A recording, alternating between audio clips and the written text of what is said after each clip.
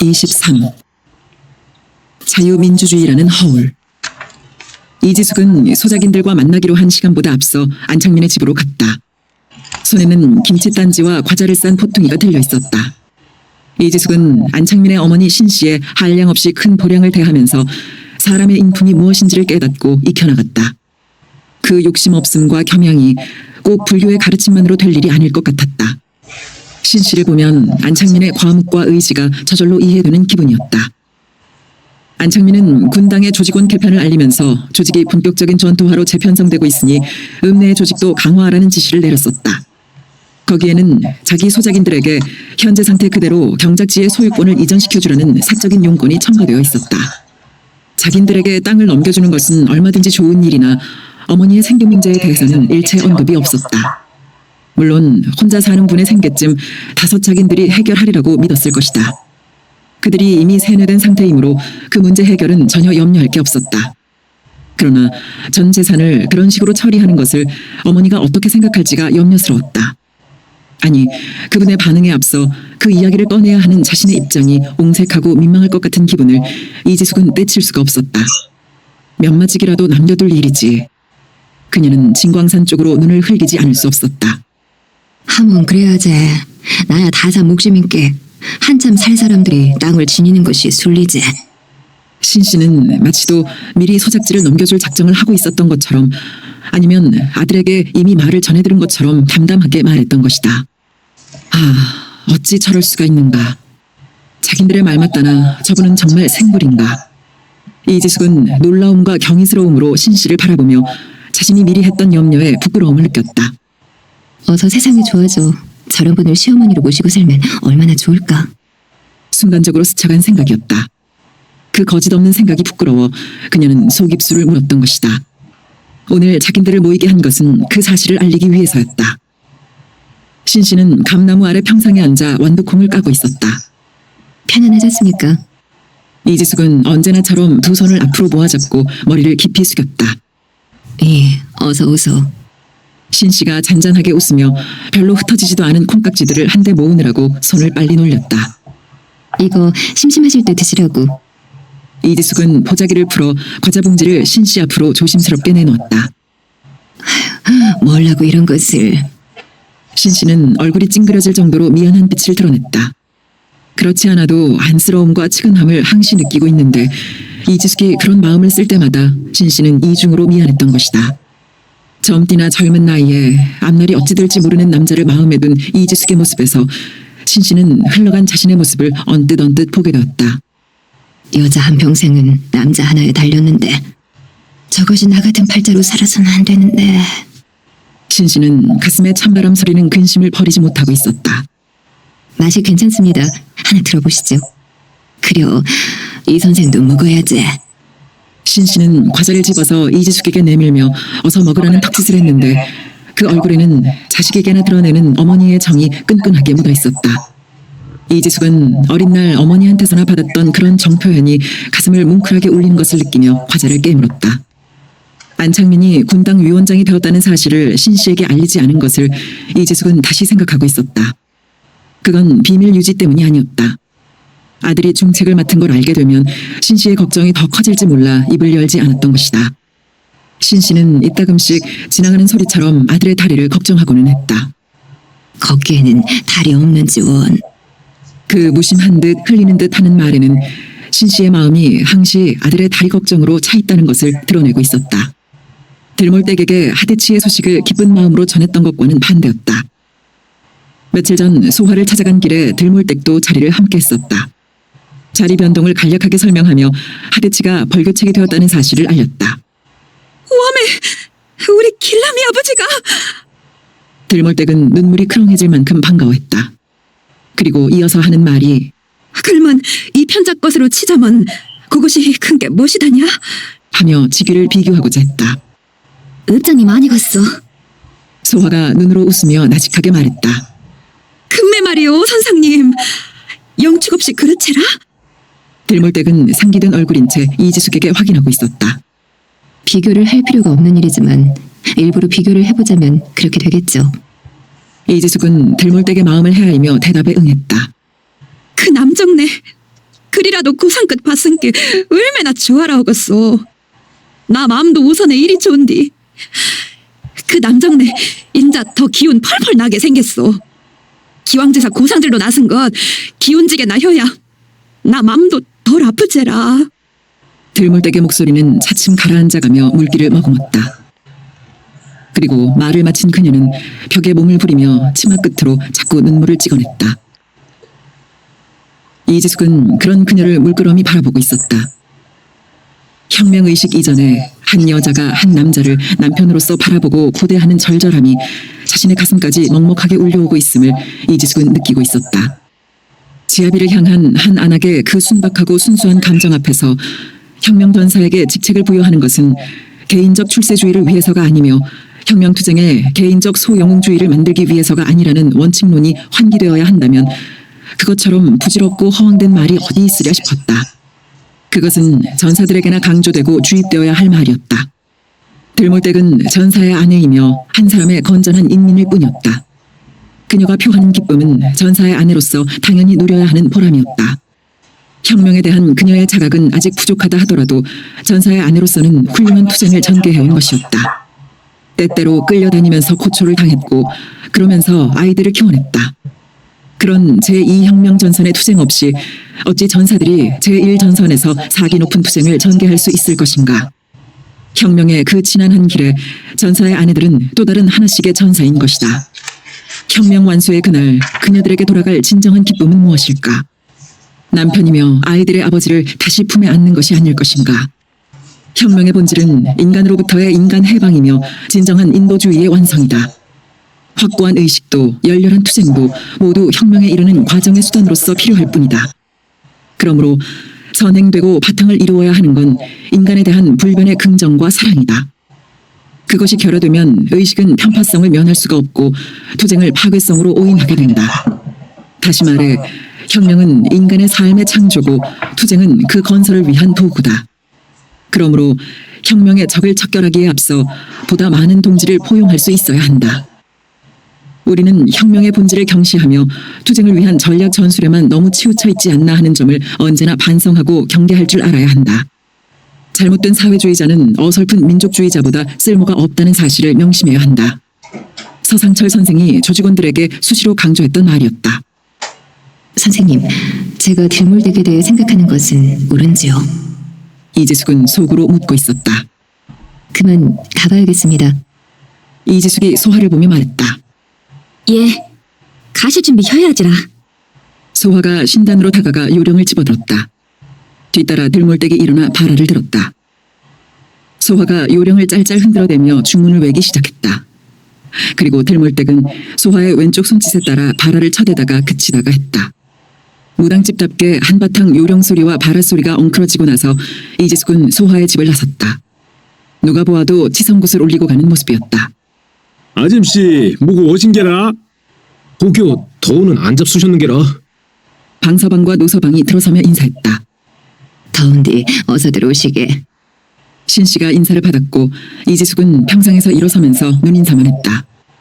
농새들은 어떤고? 신씨는 인사 삼아 물었다. 날이 요리 땡글땡글하니 더운게 사람이야 벗겨도 나락이 아주 쑥쑥 잘 크는구마이라. 방서방이 사람 좋아 보이는 웃음을 얼굴에 가득 담으며 대답했다. 풍년 만들려면 더워야 참아야 쓰고. 근데 저 옆집 말 들은 게 시상이 시끌시끌하다는데 어쩐가? 야, 이 집 자긴들이 매어서 불 끄러면 저 집 자긴들이 매어서 불 끄라고 아주 시끌시끌 난리판굿이구만요.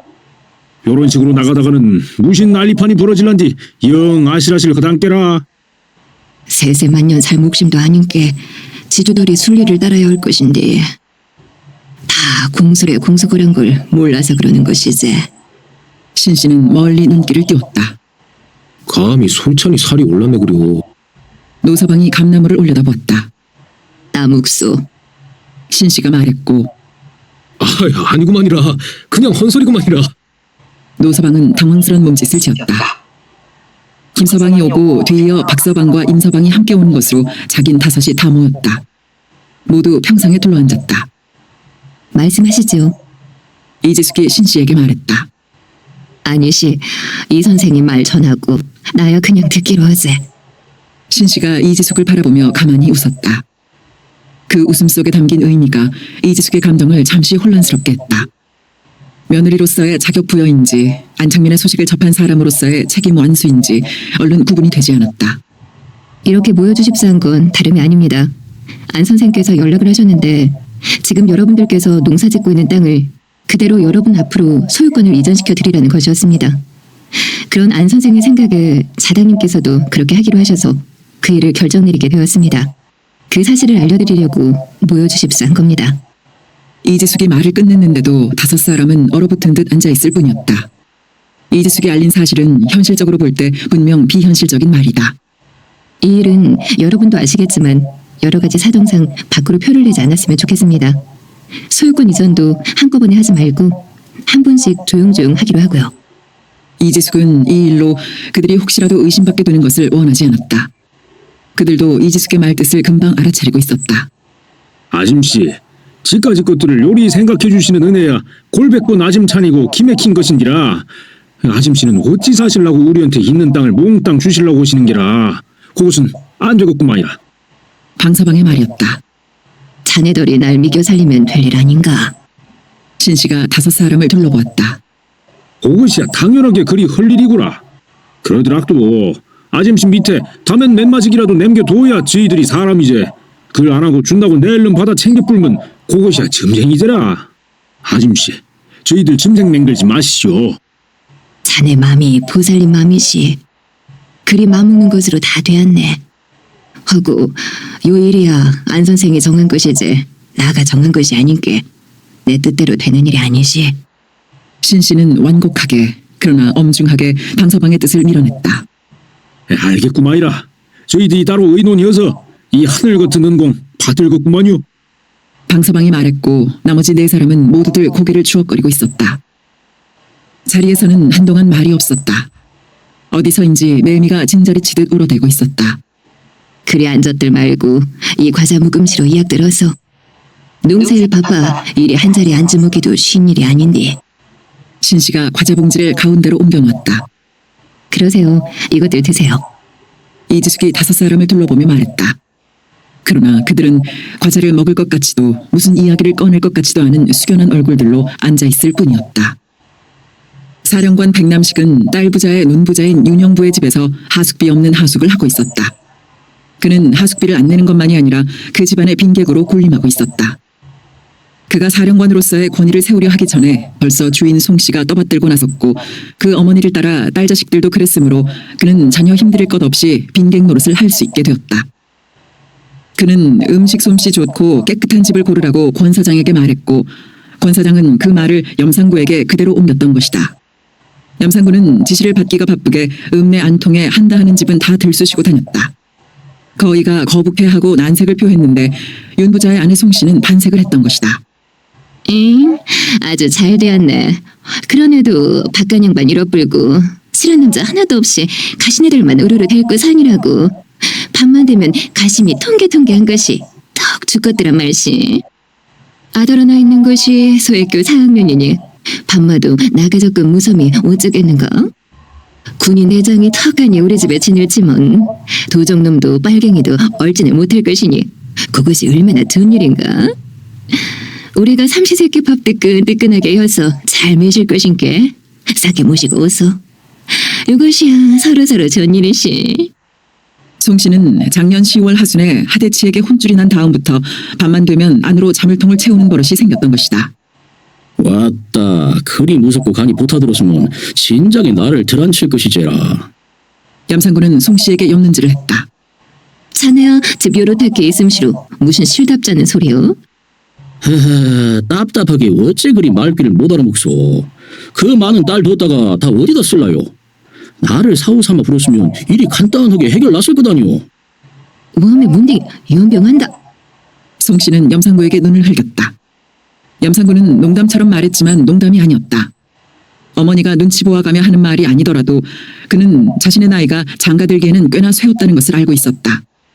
옆에 헌 계집들이 흔한 데다가 해방이 되어 설레발치다 보니까 몇 년이 후딱 지나가고 말았다. 그래서 금년 들어서부터는 장가라는 것을 가보자 생각하고 여기저기 눈길을 보내기 시작했다. 첫째, 조갑지맛 좋게 생겼으면서 이뻐야 하고, 둘째가 집안이 부자라야 했다. 그 두 가지 조건이 다 맞지 않으면 생김은 보통이더라도 집안만은 부자여야 했다. 책방집 딸 정림이가 자격 상실인 것은 그 두 가지 조건이 다 맞지 않았다.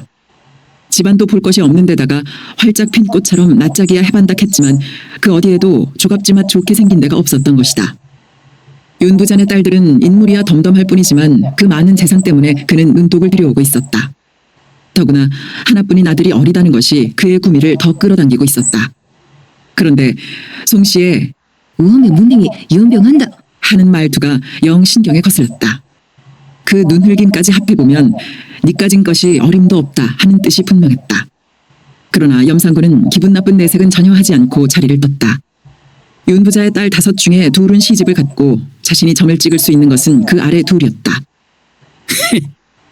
양반 따지기 좋아하는 인연 눈구녕으로 보기에는 염가가 개좀 많지도 안 배지야. 하면 그럴 거이다. 울라부자 지게 숫장사나 해묵은 쌍놈 중에 쌍놈이었은께. 흔히 그 아들 염상구야 달보다는 걸 알아야 쓸 것이오.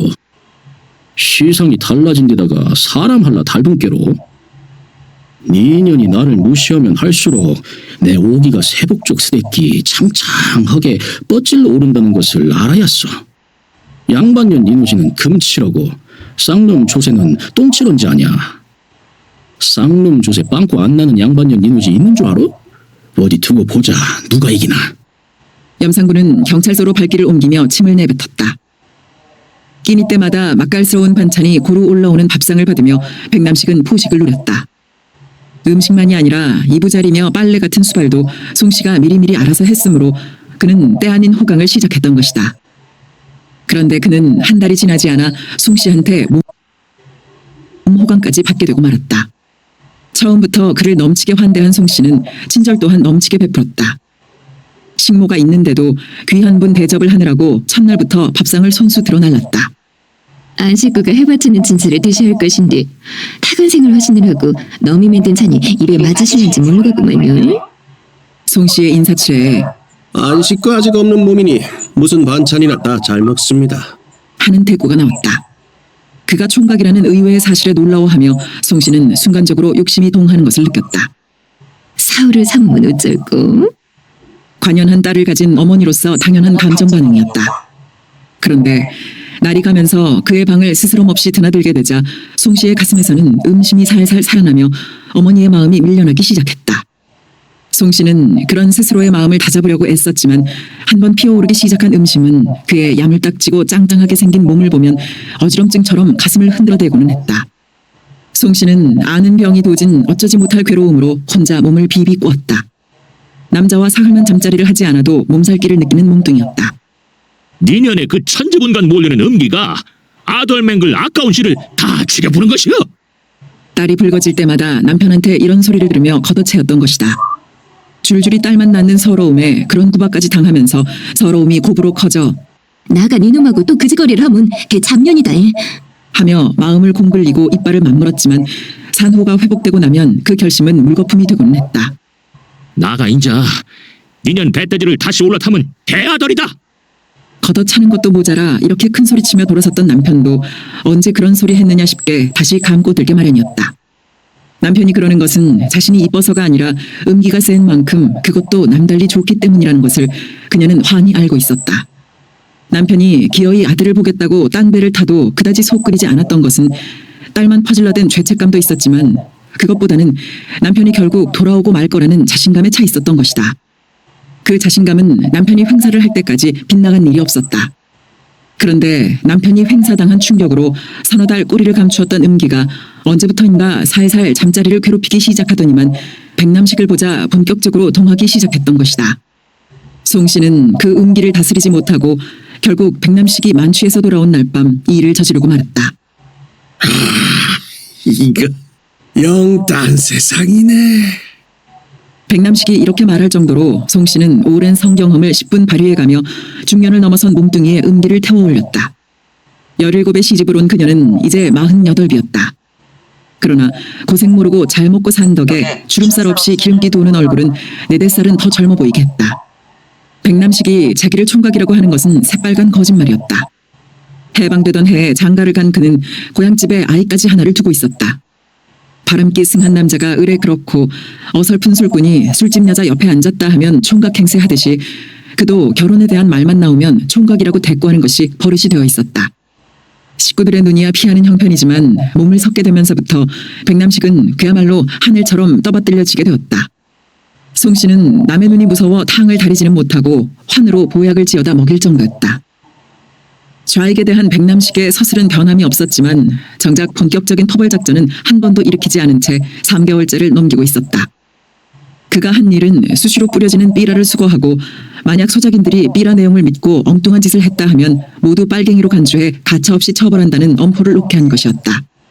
삐라가 뿌려진 다음에는 꼭 그 엄포가 뒤따랐고 각 마을에서는 총소리가 터져올랐다. 백남식의 지시에 따라 엄포 다음에 쏘아대는 공포였다. 백남식의 그런 소극적인 태도에 불만을 나타내기 시작한 것은 유로의 눈을 가진 지주들이었다. 그들은 잘못하면 2해째나 농사를 좌익에게 고스란히 빼앗길 판이었다. 백남식의 처음 기세로 보아 유로에서 금방 좌익을 몰아낼 것으로 기대했던 지주들은 실망과 함께 그만큼의 불만을 품게 되었다. 그렇다고 백남식의 면전에서 그 불만을 털어놓을 수 없는 일이어서 지주들은 한층 속이 끓고 있었다. 백남식은 지주들의 그런 눈치를 알면서도 짐짓 모른 척하며 지냈다.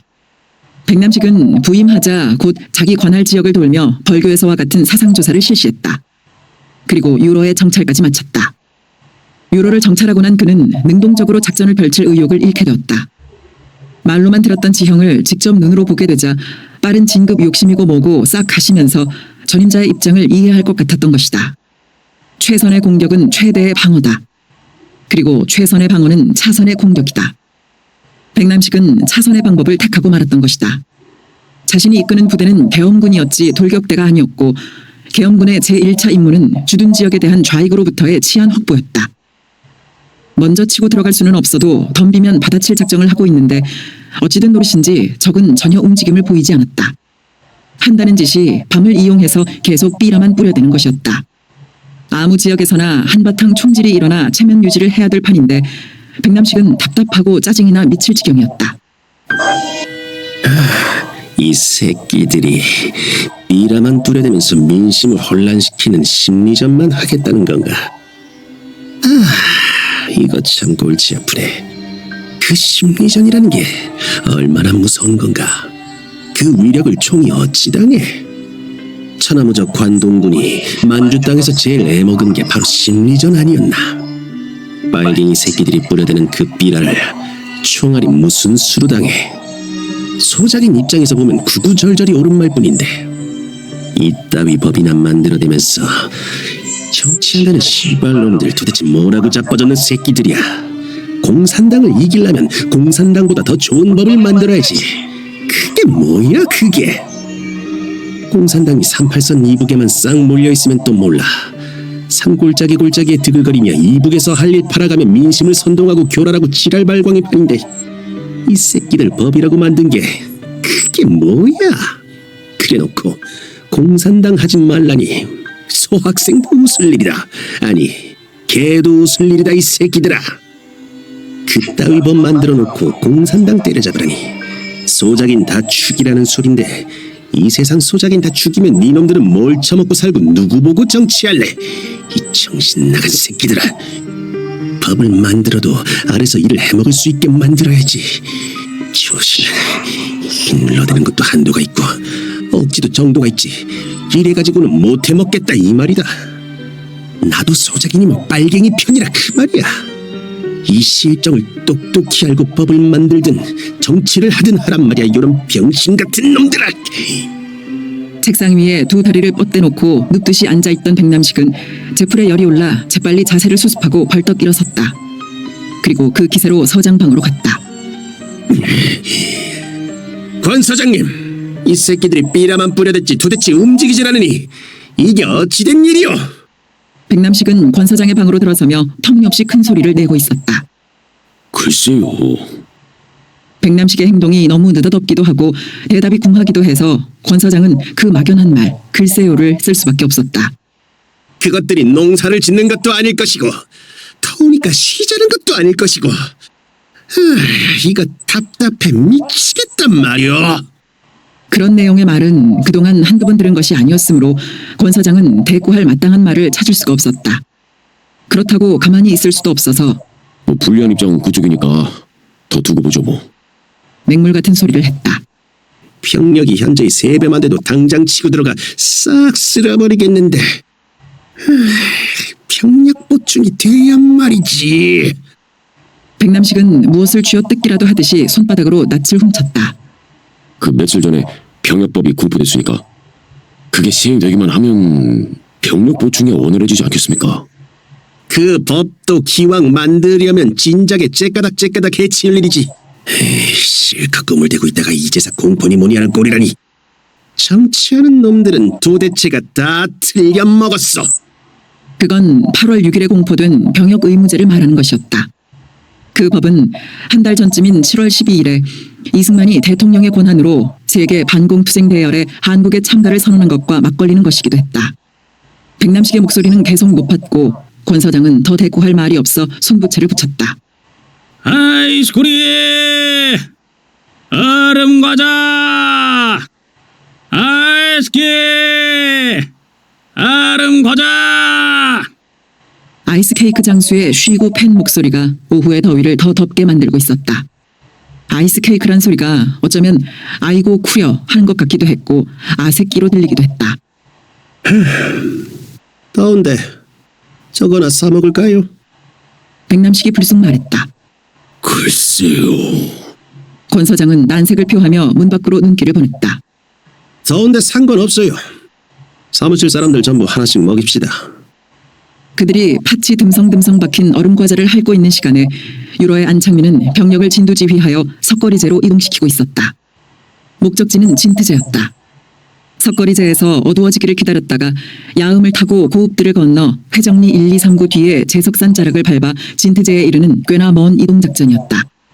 작전 장소는 진트제 터널 앞 벌교 쪽 경사면. 작전 시간은 다음날 아침 8시경. 공격 목표는 광주발 여수행 군수품 수송 특별열차. 지원 병력은 별량면당의 비무장 10명. 세부적 작전 계획은 보성군당의 1임. 노획물 이동 장소는 조계산 비밀 아지트. 이것이 도당의 지령이었다. 농부들이 이미 일을 시작했을 시간인 아침 8시에 틀림없이 무장경비가 딸렸을 달리는 기차를 공격하고 군수품을 탈취한 다음 조계산까지 운반한다. 결코 쉬운 작전이 아니었다. 별량면당의 비무장 병력 지원은 노획물 운반과 비밀 아지트까지 선을 대기 위해서 일터였다. 안창민은 간부회의를 소집했고 사격술과 기동력을 갖춘 대원 40명을 뽑았다. 유로는 오판돌에게 맡겼고 하대치와 이혜룡은 작전에 참여시켰다.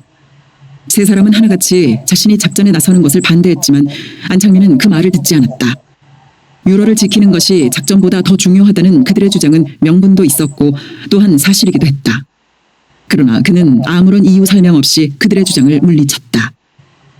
심재모의 부탁으로 김범우는 이학송과 민기홍에게 연락을 했다. 부대 복귀를 하게 된 심재모는 근무지로 떠나기 전에 자신을 도와준 두 사람에게 인사를 치르고자 했던 것이다. 이학송과는 약속이 되었는데 민기홍과는 연락이 닿지 않았다. 지방 출장 중이었던 것이다. 이렇게 서울에서 다시 뵐 줄은 몰랐습니다. 김 선생한테 손 선생 얘긴 대강 들었어요. 그러나 백이라는 사람한테 너무 유감 갖진 마세요. 제가 거기 그대로 있었어도 별 수 없었을지 몰라요. 시체를 역 앞에 전시했던 것처럼 말이죠. 그때 손 선생이 항의를 했었는데 전 참 면목 없고 난감했었죠. 그러나 메인 몸이니 어쩝니까? 손승호를 만난 심재모가 더없이 반가워하며 한 말이었다. 그때 말씀을 하시면 제가 오히려 미안하고 면목이 없죠. 난 군인의 몸이요 했던 심중희님의 목소리가 지금도 제 귀에 쟁쟁합니다. 그때 돌아 나오며 제 경솔을 후회했지요. 손승호가 쓸쓸한 듯한 웃음을 웃었다. 저기 이성배가 오는군. 김범우가 자리에서 일어났다. 난 그저 매형. 요새 유행하는 말로 코리안 타임이군. 이학송이 변명처럼 말하며 다가왔다. 코리안 타임이란 한국 사람들이 약속 시간을 잘 못 지킨다고 해서 붙인 전형적인 양키 용어였다. 김범우의 소개로 심재모와 이학송이 인사를 나누었다. 그들은 곧 다방을 나와 술집으로 향했다. 자연스럽게 이학송이 앞장을 서게 되었고 그의 발길이 멈춘 건 을에 다니는 싸구려 막걸리집이었다. 그런데 심재모가 거기로 들어가기를 완강히 거부했다. 글쎄, 이 집이 나쁘다는 게 아닙니다. 오늘은 제가 모시는 거니까 제 뜻대로 하게 해주십시오. 뭐 호합한 기생집으로 가자는 게 아니라 좀 조용하게 마실 수 있는 방이라도 따로 있는 곳으로 가자는 거죠. 제가 선생님들하고 술을 마시면 몇 번이나 더 마시겠습니까? 이게 처음이고 마지막이 될지도 모르지 않습니까? 이거 군인 고집에는 못 당하겠어. 협박까지 해대니 돌이 있어. 갑시다. 괜찮은 데가 있으니. 이학송의 말에 모두 웃으며 발길을 돌렸다. 이학송이 안내한 술집은 인사동 언저리의 조그만 한옥이었다. 술상은 조촐했고 여자도 붙지 않았다. 말씀대로 술집이 괜찮군요. 이 근방에 이런 술집이 많습니까? 김범우가 물었다. 이쪽에서부터 저쪽 낙원동까지 요정투성이지. 이학송이 넓은 표정을 지었다. 이 정도면 몇 급이나 됩니까? 이거야 삼리축에도 못 들지. 인류 요정들이야 상상할 수도 없는 호화판이야. 최고급 비단으로 도배를 하고 젊은 이쁜 여자들이 득실거리고 아방궁이 따로 없네. 오죽하면 미군정이 요정에서 다 녹아났겠어. 미군을 요정으로 끌어들인 한민당 놈들이나 거기서 놀아난 미군 장교 놈들이나 다 똥물에 튀길 것들이죠. 말 말게. 양귀비 구멍 하나에 중국 대륙이 녹아나는 판인데 조선반도 반쪽쯤이야. 자, 술들 드십시다. 이학송을 따라 세 사람도 술잔을 들었다. 심중희님은 어디로 가시게 됩니까? 이학송이 심재모에게 말을 건넸다. 일단 단양으로 가게 됩니다. 단양? 이학송이 눈썹이 꿈틀할 정도로 되물었다. 김범우는 그의 감정 변화를 직감적으로 포착했다. 태백산 지구사령부가 거기 있죠. 그렇죠. 이학송은 고개를 끄덕이다가 어째 심중희님은 고약한 데서만 근무를 하게 되는지 모르겠소. 하며 혀를 찼다. 병과가 보병 아닙니까? 심재모는 그저 예사롭게 말하며 엷게 웃었다. 글쎄요, 거기도 지금 한창 골치 아프게 비벼대고 있는 지역이지요. 이학송의 언짢아 하는 기색이 좀 더 진해졌다. 아마 지리산 일대나 비슷한 공방전이겠죠. 다른 게 있다면 지리산 쪽은 14연대와 지방 세력이 주축이고 태백산이나 오대산 쪽은 이북에서 난파시킨 병력이 주축이라는 점이죠. 어디로 가나 군인이야 어차피 싸우는 게 일이니까요. 신재모가 잔을 비우고 이학송에게 권했다. 지형적으로 보면 긴 태백산맥 줄기를 따라 바둑알 놓듯이 유격전 거점을 형성시킨 것인데 드디어 사상대결이 무력대결로 본격화되기 시작했으니 이거 참 문제죠. 이학송이 술을 받으며 말했다. 이런 식으로 유격전을 확대시키는 배경은 뭘까요? 혹시 미군 철수나 농지개혁 같은 이쪽의 상황 변화가 작용하고 있는 건 아닌가요? 김범우가 심재모에게 잔을 건네며 이학송에게 묻고 있었다. 그렇게 보는 게 별로 무리는 아닐 거요. 미군 철수보다는 농지개혁 문제가 특히 크게 영향을 미쳤다고 봐야 할 거요. 이 땅의 인구 8알이 농민이고 그 8알이 소작농이라는 건 남북을 다 합친 통계고 농토가 더 많은 남쪽만 통계를 내면 농민이고 소작농 수는 더 늘어날 거요. 다 아는 소리도 반복할 것도 없이 농민 문제가 곧 나라의 문제고 전 국민의 문제인데 이번 농지개혁법은 그 중대한 사실을 외면했으니 상대적으로 이승만 정권은 전 국민의 외면을 당한 상태에 있잖소. 그러니 북쪽 입장에서 보면 이보다 더 좋은 기회가 어디 있겠소. 전 국민을 배신하고 그래서 전 국민에게 배척당하는 정권이 그 어떤 체제하에서도 존재할 수 없다는 것은 엄연한 사실입니다. 그런데 그 엄연한 사실이 사실이 아니라 허구로 바뀐 게 우리의 현실 아닙니까? 미국의 영향력이 그대로 작용하고 있는 한 그 허구를 다시 사실로 바꿔놓는다는 것은 지극히 불가능한 일이라고 생각됩니다. 그런 현실에서 북쪽이 시도하는 방법이 얼마나 실효성이 있을 것인가에 대해 저는 아주 회의적이란 말입니다. 미군이 철수하기까지의 과정을 되짚어보면 그 사람들의 생각이 너무나 감상적이라는 결론밖에 안 나옵니다. 제가 지난번에 미국 사람을 잔인한 완벽주의자들이라고 했는데 그들이 3.8 이남을 점령해서 이승만 정권을 세워놓고 철군하기까지를 살펴보면 그 시나리오가 그렇게 완벽할 수가 없습니다. 3.8 이남을 점령해서 자기네 깃발을 꽂으면 소련의 세력을 직접 견제함과 동시에 태평양 전체를 자기네 정원의 연못으로 만들 수 있다는 대전제 아래 그들은 우선 조선 땅을 일본의 식민지로 철저하게 규정했습니다. 그래야만 전리품을 줍는 것으로 점령이 합법화되는 거니까요. 그 맥락에서 임정은 당연히 부인당했고 몽양의 조선인민공화국도 부인당했습니다. 자기네 뜻대로 자기네를 위한 정권을 자기네의 손으로 세워야 한다는 대원칙을 그들은 자기네 조상인 링컨이 정의한 민주주의 뜻에 대입시켜 남쪽을 제멋대로 칼질하기 시작했습니다. 민족주의 세력 경원, 공산당 활동 불법화, 친일 반역 세력 옹호, 경찰력의 확대, 대구 11폭동을 계기로 남쪽 전역의 인민위원회 조직 파괴, 제주도 4.3 사건 발발, 단정 수립, 여순 사건을 거쳐 지금입니다. 제가 하고 싶은 말은 공산당과 연결을 짓지 않고 생각하더라도 그 큰 사건들을 통해오면서 우리 대중들이 얼마나 치열하게 군적의 횡포에 대항했고 그때마다 군정은 얼마나 철저하게 탄압을 가했는가를 생각해야 된다는 겁니다. 그리고 공산당의 입장에서는 더욱 그 점을 정확하게 판단해야 합니다. 미군정 기관은 공산당이 당한 순환에 앞서 살기 좋은 새 나라가 세워지기를 바라며 행동으로 나섰던 대중들의 순환기였다고 생각합니다. 대중들이 당한 순환에 비하면 공산당이 당한 순환은 별로 대단한 게 아니라고 봅니다. 군정은 자기네들의 행위를 정당화하고 책임 회피하기 위해서 무고한 대중들을 무조건 좌익이나 그 동조 세력으로 몰아붙였고 또 공산당 쪽에서는 대중들이 그렇게 일어난 것은 자기네들의 영향 때문이었다고 공적 과시를 하고 있는데 그건 아전인수의 큰 착각입니다. 그게 정치 선전을 위한 의식적인 과장이라면 모르되 정말로 그렇게 생각하고 있다면 거기서부터 그들의 감상주의는 시작되고 있습니다. 제 생각으로는 미군이 철수를 했다는 것은 그만큼 남쪽의 현실과 장래에 대해서 자신감을 가지고 있다는 증거로 파악해야 된다는 겁니다. 미군은 물러갔지만 그건 표면적 현상일 뿐이고 그들이 가지고 있던 힘은 군대와 경찰의 힘으로 바뀌어 상존하고 있다는 걸 알아야 합니다. 그 사람들 정말 무서운 사람들입니다. 이 땅에 전봇대가 몇 개인가까지 알고 있는 사람들이니까요. 이거 되자는 소리로 너무 혼자 떠들고 말았습니다. 김범우가 입술을 훔치고 나서 정종잔을 한숨에 비웠다. 수고라도 했다는 듯 세 사람이 한꺼번에 술잔을 김범우 앞으로 뒤밀었다. 아니 이거 왜들 이럽니까? 빨리 받아. 이학송이 왼손으로 주전자를 들며 자네 판단이 옳은 것 같군. 미국의 정보망이나 그 조직이 얼마나 치밀하고 철저한가에 대해 우리가 너무 모르고 있는데 그 사람들 정말 무섭지. 그는 고개를 설레설레 저었다. 그들이 잔인한 완벽주의자라는 것하고 요정에서 기생끼고 놀았다는 것하고는 앞뒤가 안 맞지 않은가? 술만 마시고 있던 손승우가 불쑥 말했다. 김범우가 술을 마시고 있던 참이라 이학송이 말을 받았다. 그거야말로 잔인한 완벽주의의 기막힌 신뢰라고 생각하오. 왜냐하면 그들은 자기네들한테 필요한 정권을 세우기 위해서 어차피 한민당 같은 부류들이 필요했었어.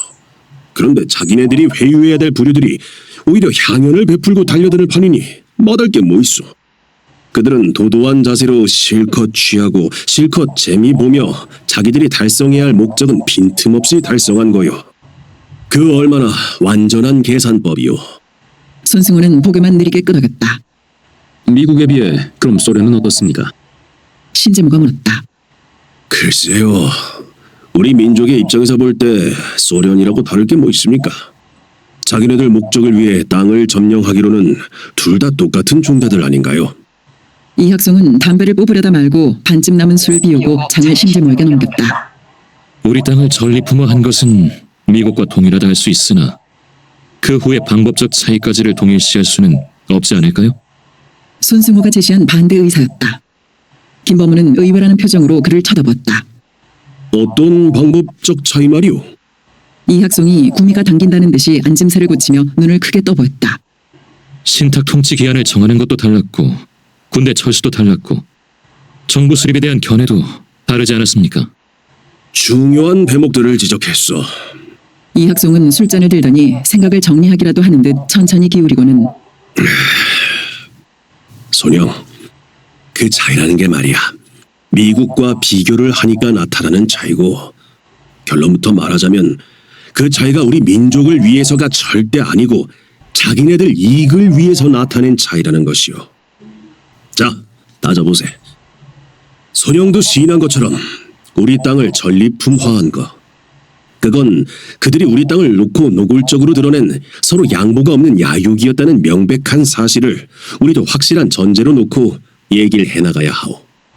그 전제 밑에서 신탁 통치 기한 차이를 따져보더라고. 처음에 미국의 루즈벨트가 30년, 소련의 스탈린이 5년을 제안했고 결국 모스크바 3상회의에서 5년간의 신탁 통치가 결정됐는데 그게 소련의 덕이라고 말할 수 있을까? 천만에 철저하게 자기들을 위한 계획이었소. 소련은 이미 오래전부터 우리 사회의 변동을 완전히 파악하고 있었던 거요. 일본과 친일파에 대한 민중적 반감, 지주와 소작인 간의 갈등, 이런 것들이 해방과 함께 사회 변혁 요인으로 크게 작용할 거라는 걸 말이오.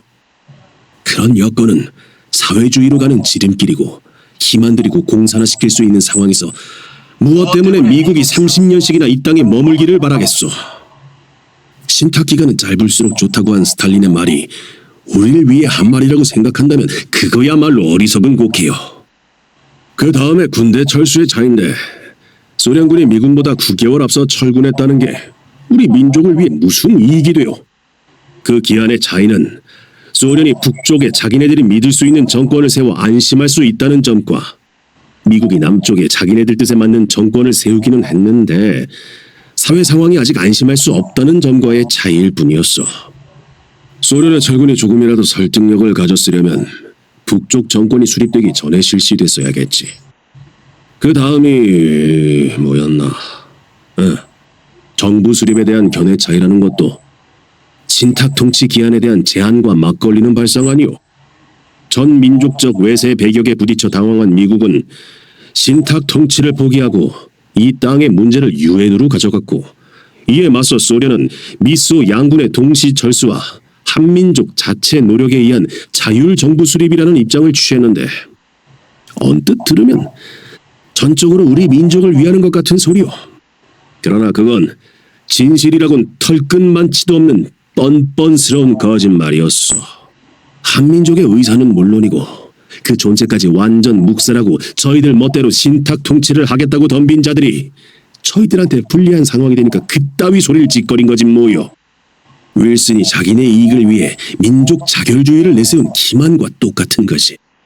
미국의 소나기에 들어있는 유엔에서 힘을 쓸 수 없으니까 소련은 자기네 이익을 지키기 위한 방편으로 우리 민족을 이용하려 한 것뿐이요.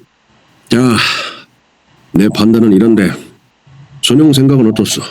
하고는 담배를 빨아댔다. 그러나 담배에서는 연기가 피어나지 않았다. 이야기를 하는 동안 담뱃불은 꺼져 있었던 것이다. 제가 소련을 두둔하자는 게 아니었는데 말씀을 듣고 보니 제가 말을 잘못했던 것 같습니다. 손승호가 어색스럽게 웃었다. 이학송은 술잔을 기울이며 왼손을 저었다. 그건 아니고 우리 땅을 강점한 두 외세가 우리 민족을 망친 행위에는 조금치도 경중이 없었다는 점을 지적하고 싶었던 거요. 다 아는 사실이지만 그들 두 강대국은 고맙고도 황송하게도 우리한텐 자치 능력이 없으니까 자기네들이 신탁 통치를 해주겠다고 나섰잖소. 그게 침략을 합리화하는 일방적인 강대국 논리인데 그럼 과연 우리에게 자치 능력이 없었던가? 천만에! 우린 1차로 건국준비위원회를 통해서 2차로 조선인민공화국을 통해서 완전한 자치 능력을 확보하지 않았는간 말이오. 먼저 건준이나 인공의 구성원을 보면 친일 세력을 완전 배제한 상태에서 어떤 이념에 구애되거나 편중되지 않고 양심적 민족 세력으로부터 자유민주주의 세력, 공산주의 세력, 중도 우파 세력, 중도 좌파 세력을 망라해서 민족적 민주 세력의 연합체를 만들었었소. 그리고 이런 상부 조직에 호응해서 전국에 걸쳐 지방 조직이 자발적으로 구성되었지. 이 두 가지의 엄연한 사실은 무엇을 말하는 거요? 상부 조직은 해방 조국 앞에 사욕 없는 정치 양심을 나타낸과 동시에 화합하는 정치 능력을 보인 것이요. 그리고 하부 조직은 우리 민족이 새로운 나라 건설을 얼마나 원하고 있으며 그 능력이 얼마나 확고한지를 증명한 것이었소. 그런데 미군정이 한 짓은 뭐였나? 바로 그 인공을 부인하지 않았소. 그 행위는 바로 우리 민족 전체를 부인하는 만행이었소. 그럼 상황을 바꿔서 생각해보세. 미국과 소련이 바뀌어서 그렇게 하면 복잡하니까 인공이 서울이 아닌 평양에서 구성되었다면 소련은 어땠을 것 같소? 인정일까 부정일까? 그들도 미국과 마찬가지로 부인했소. 그들도 미국처럼 자기네한테 필요한 정권을 세워야 하는데 인공은 민족 주체적 정치 조직이고 따라서 외세 배격적 민족 세력이었기 때문이요. 우리는 우리의 훌륭한 자치 능력을 새로운 침략자들의 폭력으로 파괴당했소. 이렇게 남북으로 갈라져 있는 상태에서 하나로 합쳐질 수 있는 가장 좋은 방법이 무엇인지를 내 나름대로 아무리 생각해봐도 인공과 같은 구성 그 이상은 없소. 모든 이념을 가진 조직이 한 테두리 안에 모이고 그 속에서 각기 정치 활동을 전개하고 그리고 선택은 오로지 국민 전체에게 맡기는 거요. 그 결과로 권력을 맡은 세력이란 그것이 어떤 이념을 표방하든 민주 제일의 정신에 입각해 있는 민주주의 정권이기 때문이요. 우리가 잃어버린 그 기회의 회복은 앞으로도 두고두고 생각해야 할 민족적 과제가 아닐까 싶소. 이학송은 잔을 비워 손승호에게 건네고 자리에서 일어났다. 그의 손은 무의식적으로 사타구니께에 가 있었다. 이거 얘기가 지루하지 않은지 모르겠습니다. 이학송이 방을 나가자 김범우가 심재모에게 말했다. 술자리에선 언제나 이런 얘기를 하십니까? 심재모가 자리를 민기적거리며 물었다. 예, 무슨 약속을 한 것도 아닌데 자연히 그렇게 됩니다.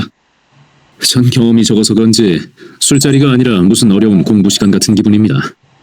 세 분은 이미 알 것 다 알고 나서 나누는 얘기가 분명한데 전 못 알아들을 대목이 너무 많군요. 서민영 선생님 앞에서처럼 제가 무식하다는 것을 또 느끼고 있습니다. 배우는 기분으로 열심히 듣고 있으니 저한테 신경 쓰지 마십시오. 심재모가 긴 허리를 세우며 호의에 찬 웃음을 입술로 웃었다. 벌교 생각은 안 나십니까? 김범우가 마주보고 웃었다. 웬걸요. 사흘거리로 꿈을 꿉니다. 꼬막맛도 생각나고 기러기 날아가는 갈대숲 우거진 포구도 생각나고 술집기를 얻으려고 양조장 앞에 줄을 선 가난한 농부들도 생각나고 여기 뒤섞인 걸찍한 사투리도 생각나고 점잖았던 권사장, 교활하다 싶게 영리한 염상구도 생각나고 유럽면으로 들어간 여자가 임신을 했는지도 궁금하고 생각나는 게 너무 많죠. 심재모가 회상에 잠긴 얼굴로 담배를 피워 물었다. 손승호는 심재모의 말을 따라 고향 냄새가 물큰물큰 끼쳐오는 것을 느끼며 어머니며 동생들을 생각하고 있었다. 제가 벌교에서 우스운 일이 한 가지 있었습니다. 떠나오기 얼마 전 일인데 사환 아이를 통해서 어떤 여자한테 손수건 5장을 선사받았습니다. 편지가 들었긴 했는데 이름이 없었어요. 어떻게 아는 날이 오겠지 생각하고 덮어뒀는데 그만 잡혀오고 말았죠. 그런데 너무 급하게 떠나오느라고 경황이 없어 책상 서랍에 넣어두었던 그 손수건을 놓고 왔지 뭡니까. 그 여자가 누군지 모르고 떠나온 것은 괜찮은데 그 손수건을 못 가지고 온 건 계속 마음에 걸립니다. 저런, 그런 로맨스가 있었군요. 그거 참 아쉽게 됐습니다. 김범우가 혀를 찾고 벌교 처녀 하나 한맺히게 만들었군요. 지금도 때는 늦지 않았어요. 전라도 사람들 하는 무서우니까 당장 내려가 그 처녀를 찾으세요. 손승호가 꼭 정말인 것처럼 말을 했고 세 사람은 함께 소리내어 웃었다. 이런 법이 있나? 내가 없어지니까 웃음소리가 들리지 않나? 내가 객소리로 술자리를 망친 모양이니 먼저 짐 싸야겠구만. 이학송이 방으로 들어서며 말했다. 벌교에서 벌어진 심중이의 비련 한 토막이 지나갔습니다. 김범우가 이학송을 놀리는 투로 말했다. 그게 훨씬 술 맛나게 하는 이야기지. 이학송은 자리를 잡더니 부인 있는 몸이 겪은 비련이야 비련 자격도 없지만 하며 심재모를 흘낏 쳐다보았다. 왜 멀쩡한 사람 혼사끼를 맡고 그러십니까? 누굴 총각 귀신 만드시려고? 김범우가 이학송에게 잔을 넘기며 말했다. 이런 그 나이에 총각이라니 여기 못난 사람 둘이나 되네. 이학송이 손승호와 심재모를 훑어보며 빙그레 웃었다. 이 선배님, 이건 전부터 가져오던 의문인데 말입니다. 아까 말을 하다 보니 또 의문이 생기고 미군이 철수한 마당에 확인도 필요한 문제인데요. 그동안에 일어난 큰 사건들을 통해서 희생당한 사람들의 수가 대체 얼마나 될까요? 마음대로 보도는 못하더라도 신문사 쪽에는 그래도 취재 조사한 자료는 가지고 있지 않습니까? 김범우는 딴 방향으로 흐르는 분위기를 막기라도 하려는 듯 진지한 얼굴로 묻고 있었다. 그거 전공을 위한 본격적인 질문인데 민족 분단이 야기한 피해 상황이란 측면에서 그 정확한 숫자 파악이란 중요한 문제가 아닐 수 없지.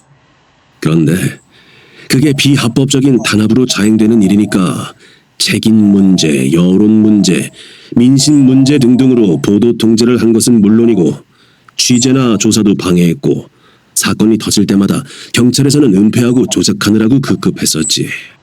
그래도 신문사들은 극우 쪽 신문 서넛을 빼놓고는 정확한 숫자 파악을 하려고 나름대로 최선을 다했는데 그것도 정확한 것일 수야 없지. 물론이죠. 그것만이라도 알고 계시면 좀 말씀해 주십시오. 김범우는 만년필과 종이를 꺼냈다. 글쎄, 뭐 대충은 알고 있는 편인데 뭐부터 말해야 하나. 좌익에 대한 음성적이고 산발적인 것이야 알 도리가 없을 것이고 대구 11 폭동부터 큰 사건별로 따져볼 수밖에 없지 않겠습니까? 그러겠군. 보세, 이학성은 담배에 불을 붙이고는 11 폭동에 동원된 인원이 100만 명이 넘었고 사망자가 1000여 명인데 이 어림잡은 통계에서도 완전히 제외된 수가 또 1000여 명은 될 거고 거기다 경찰 사망자 200~300명을 합해야겠군. 그 다음에 큰 사건이 제주도 4.3 사건인데 살상당한 수가 35,000여 명. 그 다음이 여순 반란 사건인데 그게 그러니까 9천에서 10,000여 명이지. 그리고 작다고 할 수 없는 사건들이 끊임없이 일어나며 죽어간 사람들 수도 앞에 놓으면 굉장할 거네. 그러니까 4년 동안에 남쪽에서만 죽어간 사람들이 5만여 명을 헤아린다는 계산이군요. 그런 셈이지. 한 읍을 2만 명으로 잡으면 2개 반의 읍민들이 깡그리 죽어 없어지고 2개의 읍이 사라져버린 셈이군요. 손승호가 기막혀 했다. 그게 군정 3년이 세운 업적이고 그 시체들 위해 이승만 정권에 세워진 것 아닌가? 김범우가 푹 한숨을 내쉬었다. 그게 말이네. 2차 대전 이후에 강대국이 점령한 나라들이 한둘이 아닌데 모르면 몰라도 4년 동안에 그렇게 많은 사람들을 죽인 건 이 땅이 세계적으로 유일할 거네. 그런데 문제는 조직적인 통제 때문에 너무나 많은 사람들이 그 끔찍한 범죄 행위를 모르고 있다는 사실이네. 이학성이 침통하게 말했다. 미국 놈들은 일본 놈들보다 더 악독하게 학살을 해댔군요. 저도 막연하게 많은 사람들이 죽었을 거라고 생각했지. 그렇게도 엄청난 숫자인 건 오늘 처음 알았습니다. 감정이 격해진 탓인지 손승호가 딸꾹질을 했다. 그건 자기네 목적을 달성시키기 위한 미국의 잔악과 자기네를 방어하고자 한 민족 반역 세력과의 야합으로 이루어진 결과겠지요. 반면에 대중들이 외세의 간섭과 반민족 세력의 제거에 그만큼 치열하게 대항한 결과이기도 하죠. 언젠가는 그런 사실들이 다 밝혀지겠지만 오늘 우리 4사람이나마 함께 확인했으니 다행이고 그것만으로도 이 술자리는 의미가 있을 겁니다. 이학성의 무거우면서도 담담한 말이었다. 그 사실을 앞으로 될 수 있는 대로 많은 사람들에게 알려야 될 것 같습니다. 입으로나마 말입니다. 김범우의 말이었다. 그게 우리 역사를 위해 좋은 일이긴 한데 그게 그렇게 쉬운 일은 아닐 거요. 이승만 정권은 공범자 의식으로도 그렇고 솔선한 친미 의식에서도 그렇고 자기네 정권 유지를 위해서도 그렇고 그런 자극적이고 충동성이 강한 말들을 결코 용납하지 않을 거요. 좌익적 유언미언이 용공적 이적 행위니에서 철저하게 단속하려 들 것이요. 그렇게 끌려 들어가면 자료나 근거를 댈 수 없으니까 꼼짝없이 죄를 뒤집어 쓸 수밖에 없지 않겠소. 이학성이 느리게 고개를 저었다. 글쎄요, 그렇게 되겠군요. 김범우가 고개를 끄덕였다. 그렇게 많은 사람들이 죽어간 것도 문제지만 그보다 더 큰 문제는 살아남아 있는 사람들의 앞으로의 문제일 거요. 정치만을 반민족 세력들만이 장악한 게 아니라 경제까지 반민족 세력들이 장악하고 말았기 때문이요. 군정은 정치와 경제 양면 모두를 반민족 세력에게 떠넘겨줌으로써 이 땅의 남쪽을 명실공히 소국화시켜버린 것이요. 미국 수집 정책으로 쌀값을 500배까지 올려 인플레와 함께 대중 경제를 파탄에 몰아놓고는 미국의 각종 잉여 상품과 잉여 농산물을 풀어놓지 않았소. 점령제를 자기네 경제에 예속시킴과 동시에 자기네 시장으로 확보한 것이요. 그리고 그들은 그 많은 귀속 재산을 완전히 장악한 다음 기업 이윤을 빼먹을 만큼 빼먹고 나서 그것을 또 반민족 세력들한테 넘겨주고 말았소. 군정은 정치도 경제도 다 자기네 뜻대로 재편성하고 조직했소. 그러니 앞으로 대중생활이 어떤 꼴이 되겠소? 해방은 되나 마나고 사회 모순은 새롭게 야기되고 그 결과로 민족 모순은 더욱 심해질 것이오. 그게 다 군정 3년이 남긴 것들이오. 미군은 철수했지만 군정은 끝난 것이 아니라 형태를 달리해서 계속되도록 되어 있는 게 우리의 실정이오. 한동안 아무도 말이 없었다. 어느 방에선가 불러대는 그리운 내 님이여 하는 노랫가락이 들려오고 있었다. 우리도 이런 답답한 얘기 그만하고 노래나 한 가락씩 부르도록 하세. 이학송이 술상을 가볍게 치며 그 울림 좋은 목소리를 가다듬어 말했다. 아직 취하지도 않고 무슨 기분으로 노래를 하시겠어요? 자, 드십시오. 김범우가 잔을 불쑥 내밀었다. 자네 얘기가 다 안 끝난 모양이군. 뭐 특별히 그런 건 아닙니다만 밤을 지샌다고 끝날 얘기도 아니죠. 이 사람 노래 부르랄까봐 미리 피하는 겁니다. 술은 남 두 몫을 마시면서 노래하는 건 칠색을 합니다. 손승호가 흐리게 웃었다. 그건 멍청이 술일세. 음주 가무야 우리들 선조 대대로 내려오는 본받아도 좋을 생활지혜인데 술 마시고 부르는 노래에 재주가 필요하나 솜씨가 필요하나 술 기운 따라 그냥 막 부르고 싶은 대로 불러 제치는 거지. 술 마시고 부르는 노래는 노래가 아니라 제각각 제멋대로 하는 기분풀이야. 분풀이, 화풀이, 서름풀이 뭐 그런 것들 말이야. 이학송이 멀어진 눈길로 말하고 있었다. 이 선배님이 시 쓰신다는 사실을 인지하겠습니다. 그런데 왜 한풀이나 빠졌습니까? 이학송을 바라보는 김범우의 눈은 흥미에 차 있었다. 아니야 어디 그렇게 해서 풀려지나.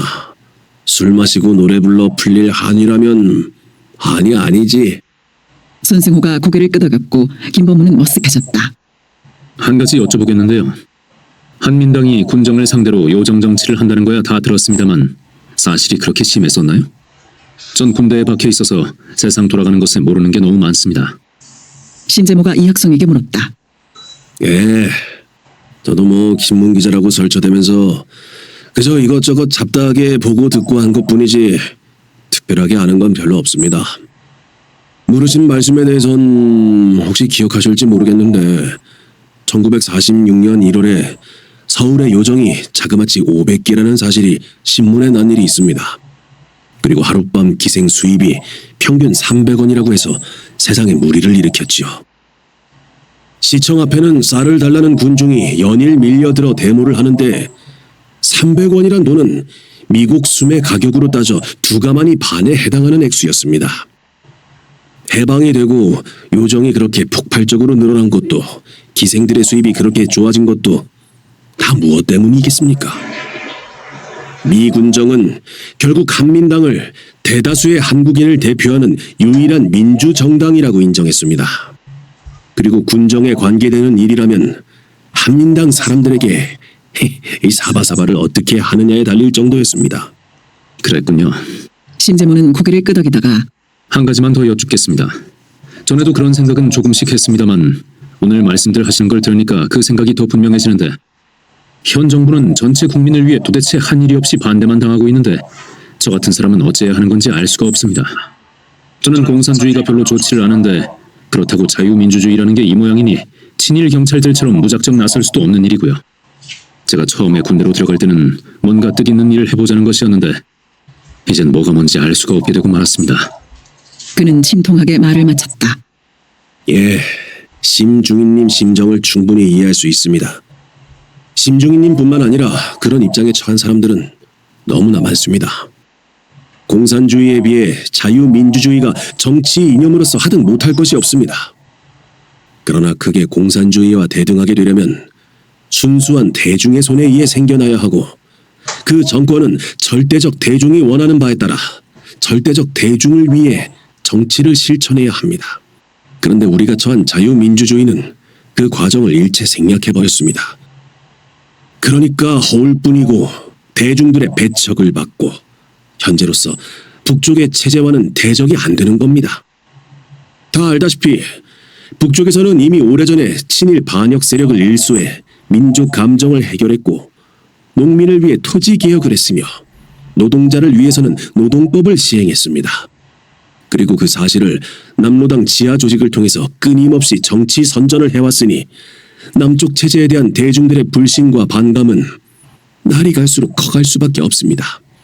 남쪽이 이 지경이 된 건 미국 군인들이 강압적으로 세워놓은 군사 정권이기 때문입니다. 공산주의를 싫어하는 사람들이 떳떳하게 자유민주주의를 옹호할 수 있게 되려면 아까 말한 그 과정을 거쳐 새로 시작해야 합니다. 그러나 그건 이미 틀린 일입니다. 그러니까 심중인님 같은 사람들은 앞으로도 계속해서 설 자리를 찾지 못해 두리번거려야 하고 혼자 괴로워야 하고 대중들로부터 오해받아야 하고 배척당해야 하고 그럴 수밖에 없는 일이죠. 미국은 남쪽 정책에 있어서 대중들 입장에서는 물론이고 양심적 지식인들 입장에서도 매도를 당할 수밖에 없이 완전히 실패했습니다. 미국은 그 과오에 대해서 앞으로 두고두고 우리한테 비판당하고 매도당하게 될 겁니다. 말씀드린 대로 어쩔 도리가 없는 일이니 심중희님은 현재의 위치에서 좋은 쪽으로 그저 최선을 다할 수밖에 없지 않겠습니까? 언젠가 진정한 자유민주주의를 실현시킬 날이 올 거라는 걸 믿으면서 말입니다. 저 같은 게 하면 뭘 얼마나 하겠습니까? 신재문은 자조적인 웃음을 흘렸다. 이 선배님, 이제 술도 어지간히 되신 것 같은데 아까 보류된 노래를 좀 하시죠? 심중희님의 앞날을 축복하고 괴로움을 위로하기 위해서 말입니다. 김범우가 술기운 퍼진 얼굴로 빙긋빙긋 웃으며 말했다. 그 의미가 아주 좋네. 이학송은 서슴지 않고 일어서고는 이 나이값도 못하고 술만 마시면 주책이라니까. 심중희님, 그럼 심중희님을 위해 한가락 해보겠습니다. 하며 심재무를 향해 고개를 끄덕였다. 아이고 이거 당황한 심재무는 황급히 몸을 반쯤 일으켰고 김범우를 따라 손승호도 박수를 쳤다. 울 밑에선 봉선화야, 네 모양이 처량하다.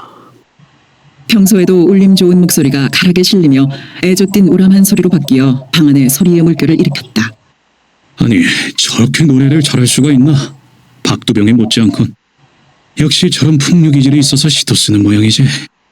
그런데 정치나 시국에 관한 얘기를 할 때는 전혀 딴 사람이거든. 하여튼 예사 사람은 아니야. 김범우는 봉선화를 열창하고 있는 이학송을 올려다보며 생각하고 있었다. 24. 일어서는 산. 뭐야? 뭐야? 아이, 어이, 뭐야?